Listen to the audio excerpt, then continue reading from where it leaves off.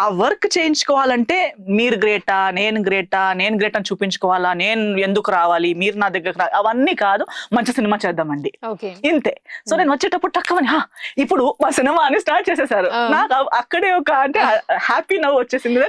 This fellow really loves the cinema. ఇప్పుడు ఒక మంచి సినిమా చేయాలి అని, అది ఎక్కడ కలుస్తున్నాం, ఏం మాట్లాడుతున్నాం, ఎవరు ఎలా చేస్తున్నాం అన్ని సెకండరీ. సో ఇది ఓకే చెప్పండి. నేను కూడా ఎక్కడ వేరే మైండ్ సెట్ నుంచి వస్తే సడన్ గా ఇతన్ని చూస్తే అతనే అదే that came to me. Come on tell me ఎస్తరా గారు, హీ కాల్స్ మీ ఎస్తరా గారు, ఈ రోల్ మీరే చేయాలండి. సో ఎందుకు నేనే చేయాలి, నాకు ఎందుకు వాళ్ళు చెప్పింది నచ్చదు, అది అలా కాదు, ఈ సినిమాలో అసలు లైఫే మీరు అన్న.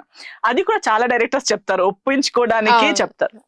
బట్ ఆయన చెప్పిన విధానం, ఆ సీన్, ఆఫర్ చేసిన క్యారెక్టర్, ఆ రెఫరెన్స్ పిక్చర్స్, ఈ లుక్, ఆ లుక్ నేను ఎప్పుడూ చేయలేదు. ఈ మధ్య నేను చేసే ప్రతి సినిమాలో I'm doing sari looks only.